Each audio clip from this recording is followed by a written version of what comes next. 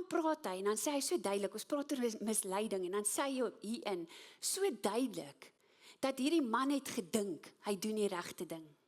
En hy het gedink, hy het 'n verwagting gehad van hy gaan druiwe kry. En toe dit opkom, dis dit wilde druiwe. Wat plant ons dalk vandag in ons lande? Waarmee is ons dalk besig? En ons verwagting is ons doen die regte ding, maar is so ver verwyderd. Ons is miskien besig om godsdienstig al die regte dingetjies te doen, maar ons tuin is verwyderd van die ware bron en die sap vloei nie.